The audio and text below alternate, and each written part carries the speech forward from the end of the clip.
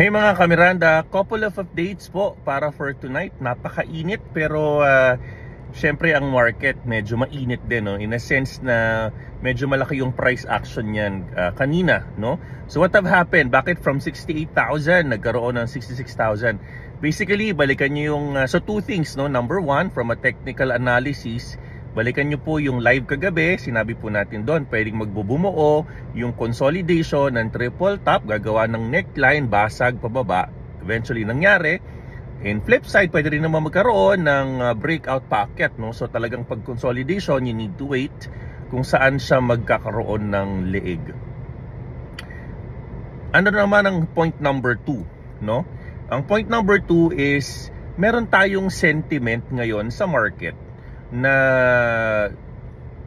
kumbaga kung dalawang sentiment, no? Number one, may mga nag-iisip na for the past couple of years, no? 2 years, April 2021, April 2022, and then 2023, ang trend talaga ng market medyo pula, no? But you don't blame that historically. Bakit?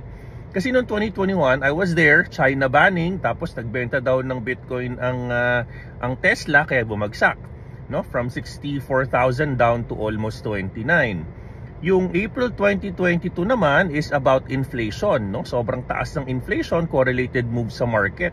Yung 2023 is just obviously normal price, action sa market, but you've noticed bakit gumagawa na lang ng higher low kasi uptrend na ng 2023. Up until yung nagkaroon na ng momentum na October 2023 because of the spot ETF rumor.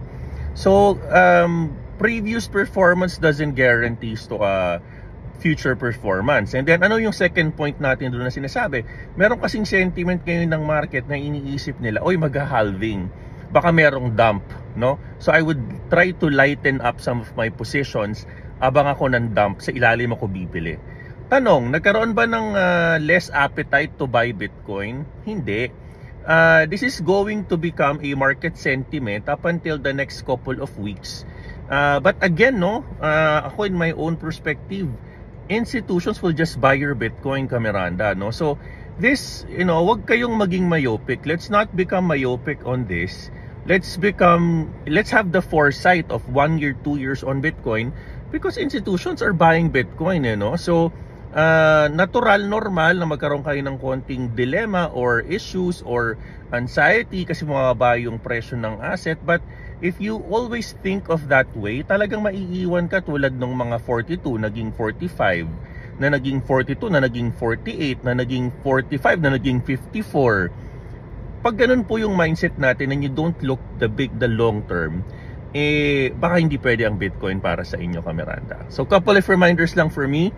I hope nakatulong. I love you 3,000. And if you agree, type 1 to the comment section below. I love you 3,000, kamiranda.